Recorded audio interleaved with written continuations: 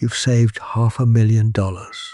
And somewhere along the way, that number became the number, the one you were working toward, the one that meant you made it. And you did make it. Most Americans retire with far less than that, many with almost nothing. So before we go any further, I want to say that clearly. Reaching $500,000 is a real accomplishment. It took discipline. It took sacrifice. It took saying no to things you probably wanted to say yes to for years. But here's the thing nobody warned you about. In the state where you live, in the city where your kids grew up, where your neighbors know your name, where your doctor's office is 3 miles away, that $500,000 doesn't stretch the way you thought it would. And the gap between what you have and what you actually need isn't small. In some cases, it's enormous, and pretending otherwise doesn't help you. So today, we're going to look at this clearly, honestly, and without sugarcoating it. Not to scare you. Not to scare you. Just to tell you the truth, the way a good friend would. Let's start with the math, because the math is where most people get their first real surprise. At the current safe withdrawal rate, 3.9%, which is what Morningstar recommends for 2026 retirees, your $500,000 generates $19,500 a year. That's roughly $1,625 a month. Now, I want you to sit with that number for a moment, not rush past it. $1,525 a month. That is what your life savings produces as monthly income. A one-bedroom apartment in San Francisco averages over $2,200 a month right now. That's your entire portfolio income, before groceries, before Medicare, before utilities, before a single prescription gets filled, and before you say, well, I wouldn't live in San Francisco. The same math plays out in Boston, in Los Angeles, in the suburbs of New York, in coastal Connecticut, in the nicer parts of Seattle. The expensive places in America are expensive everywhere, not just in the restaurants, in everything. You might be wondering why I said 3.9% instead of 4%. It's a small difference on paper, just $500 a year on a $500,000 portfolio. But Morningstar adjusted that number downward this year, specifically because of where markets are valued and where inflation is running. And at 3.8% inflation as of April 2026, the highest we've seen in a couple of years, that $19,500 you're drawing today will feel more like $10,000 in today's dollars by the time you've been retired. 20 years. Inflation doesn't announce itself. It just quietly makes everything more expensive while your income stays the same. I want to introduce you to a couple. I'll call them David and Carol. They're both 65. They've lived outside Boston for 31 years. David worked in manufacturing. Carol was a school administrator. They did everything they were supposed to do, contributed consistently to their 401(a), raised 2 kids, stayed in their home through the hard years. They're not extravagant people. Never have been. They have $500,000 saved. Their house is worth around $520,000, but they still owe $87,000 on it. David's Social Security comes in at $1,820 a month. He claimed at 65. Carol receives a spousal benefit of $1,190. Together, that's $3,010 a month from Social Security. Add their portfolio income at 3.9%, another $1,625 a month, and their total monthly income is $4,635. On paper, that sounds workable. A lot of people hear that number and think, okay, they're fine. They're not fine. Not really. Property taxes on their home, $700 a month. Massachusetts winters mean utility bills that regularly hit $300 or more.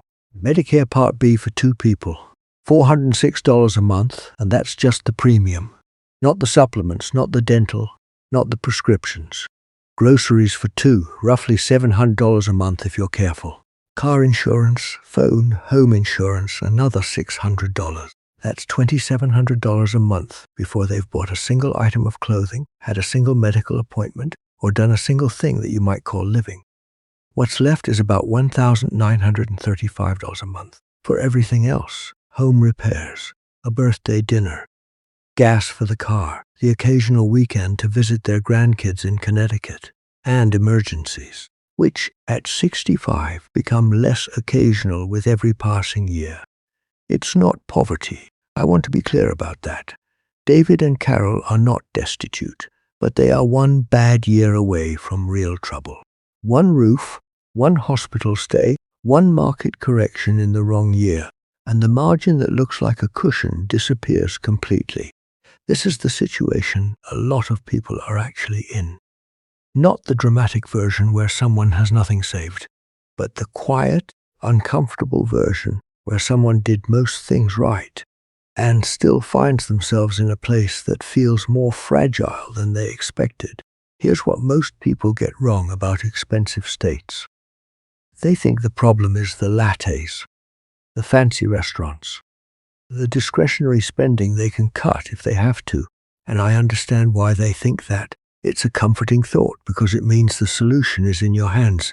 But in high-cost states, the problem isn't the lattes, it's the baseline. Hawaii has the highest retirement costs in the country right now. Over $129,000 a year for a middle-class retirement. Not a lavish one, a normal one. To support that for 20 years, you'd need roughly $2.6 million. California and Massachusetts come in around $2.0 million. These aren't estimates built around luxury. They're built around a normal life, a modest home, sensible food, regular health care, a car, the ability to visit family occasionally. West Virginia, by contrast, runs around $58,000 a year. Oklahoma is similar, same quality of life, dramatically different price tag. The difference between Hawaii and West Virginia is $71,000 a year. Over 20 years, that's over $1 million. Not in investments, just in the basic cost of living a regular life. And healthcare deserves its own conversation because people dramatically underestimate it. Medicare Part B in 2026 is $202.90 a month. But that's just the starting point. Add a Medigap supplement to cover what Medicare doesn't. Add dental, add vision, add the prescriptions that tend to accumulate as you get older, and the average middle-class retiree is spending $8,200 to $9,200 a year on healthcare beyond what Medicare covers. In California, that number is higher, and that's assuming nothing goes seriously wrong. Assisted living nationally averages $74,400 a year right now. In California, $88,200. A nursing home, semi-private, runs over $114,000 a year. A private room, $129,000. One extended health event in a high-cost state can consume your entire $500,000 in under 12 months. I'm not saying that to frighten you. I'm saying it because it belongs in your plan, not in the category of things you don't think about, because they're uncomfortable to think about. Now, whether $500,000 can work in a high-cost state depends almost entirely on three things. Not on market performance, not on luck, on three specific variables that you either have working for you or you don't. The first is paid-off housing. If your home is fully paid off, the conversation about $500,000 in a high-cost state becomes meaningfully different. The gap between paying $2,000 a month in rent and paying nothing is $24,000 a year, more than your entire annual portfolio income. A paid-off home is the single most undervalued retirement asset most people own, and most people don't count it correctly. If you own your home free and clear, your $500,000 goes much, much further.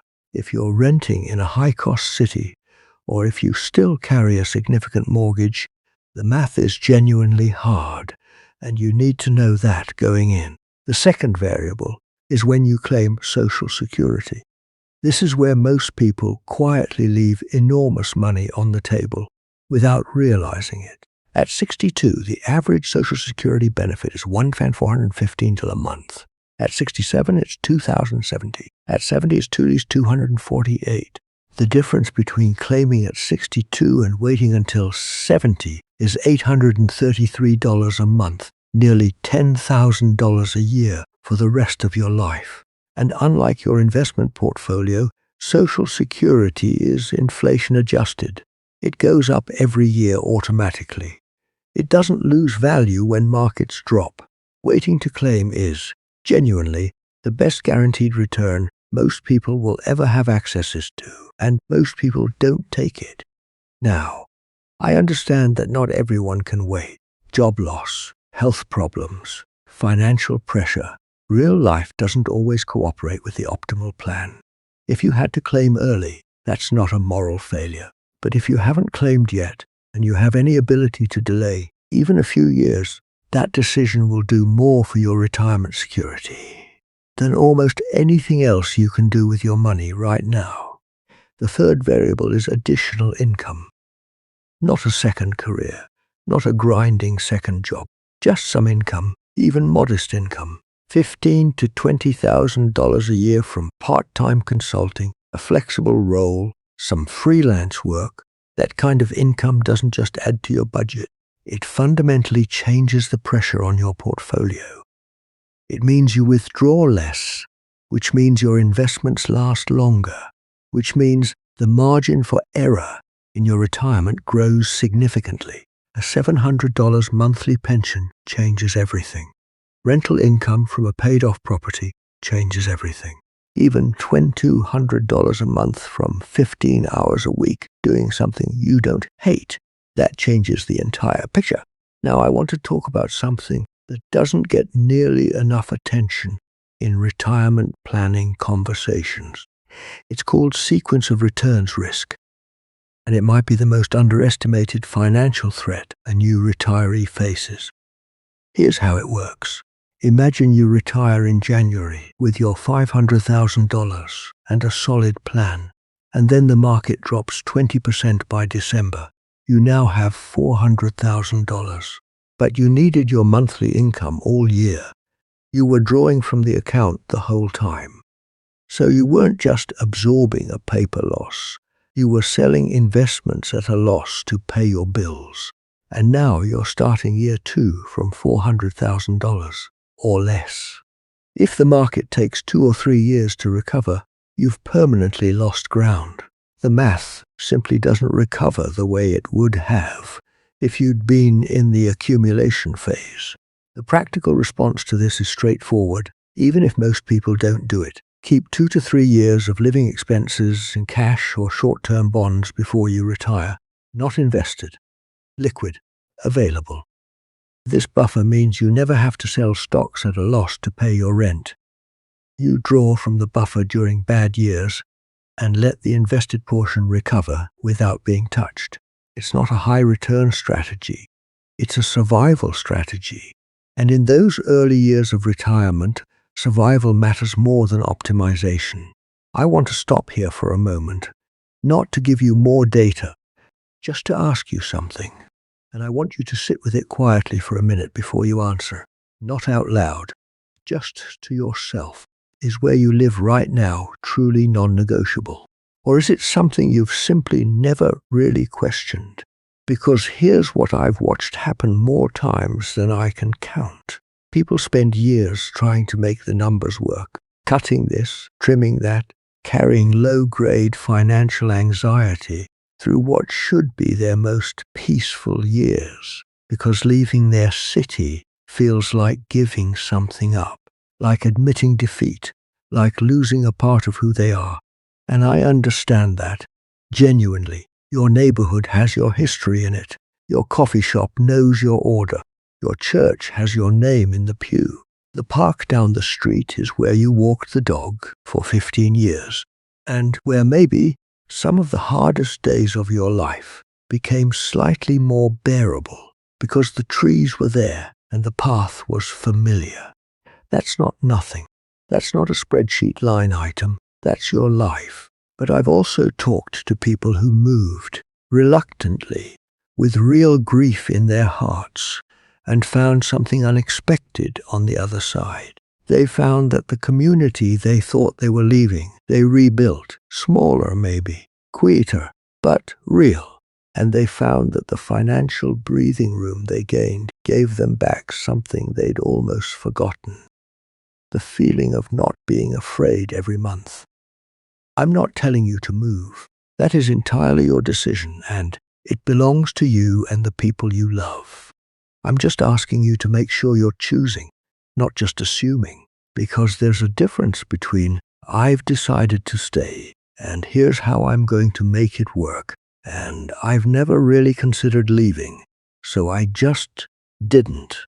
One of those is a decision. The other is a drift.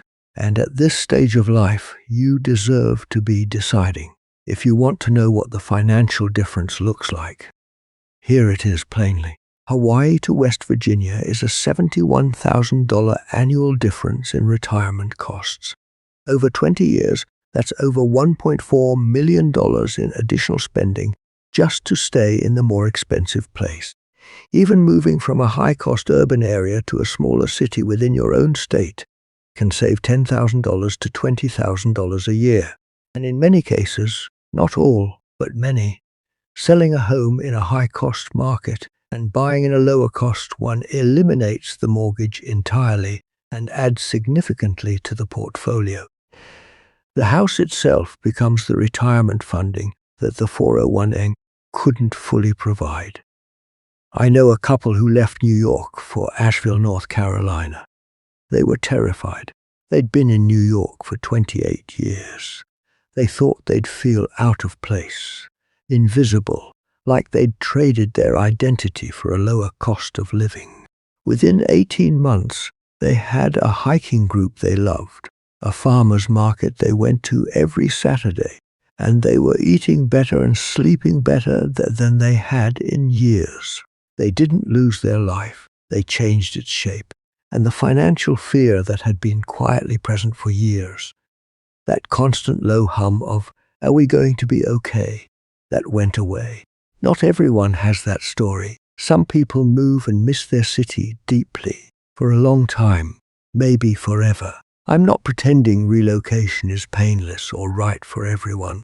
Caregiving responsibilities keep people in place. Specialized medical care keeps people in place. Grandchildren, real, specific, irreplaceable grandchildren, keep people in place. These are legitimate, serious reasons to stay. The point isn't that you should leave. The point is that if you're staying, you should know what it costs and choose it anyway with your eyes open. If you've decided to stay, really decided, then let's make sure you're giving your $500,000 the best possible chance. Delay Social Security as long as you can. Every year between 62 and 70 adds roughly 8% to your benefit permanently. If you can work part-time, or draw modestly from savings to bridge the gap, or coordinate with a spouse's earlier benefit to float you, do it. The math on waiting is undeniable. Build a cash buffer before you stop working. 2 to 3 years of expenses in a high-yield savings account or short-term bonds, not invested, sitting there, protecting you from having to sell stocks when markets are down in your first years of retirement. Use 3.9% for your planning, not 4%.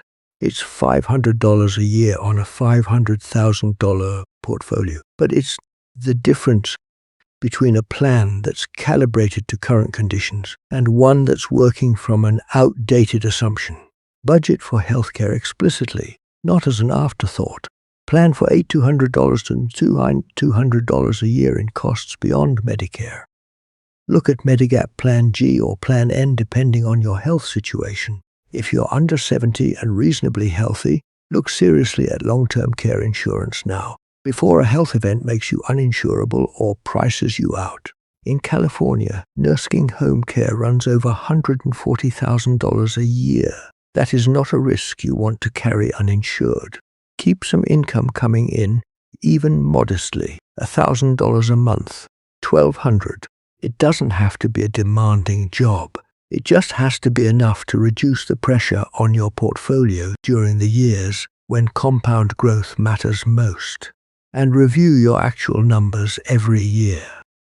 Not just at retirement, every year afterward.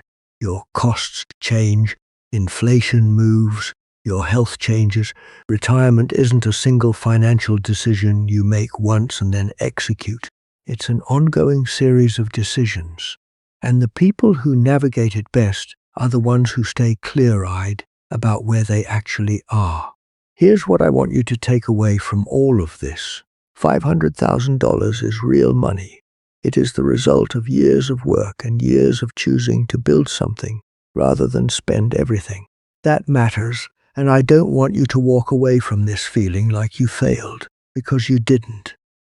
But $500,000 in a high-cost state is a starting point that requires a plan, not optimism, not hope that it'll work out, a real specific plan. The people who make it work, who retire with dignity and security on roughly this amount, almost always have at least two of the three things we talked about: paid-off housing, smart Social Security timing, and some kind of income stream beyond their portfolio. That's not luck, that's a strategy, and strategies can be built even now, even if you're not fully there yet. If Social Security timing is still in your hands, it is. If a cash buffer hasn't been built yet, it can be. If you haven't honestly asked yourself the question about where you live, you can ask it now and answer it on your own terms. Whatever you decide with open eyes. That's the only thing I'd ask of you. Not a particular choice, not a particular path.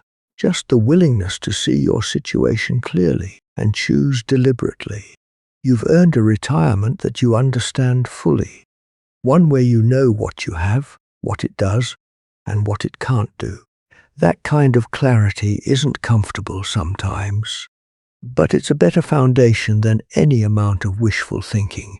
Take care of yourself, and I'll see you in the next one.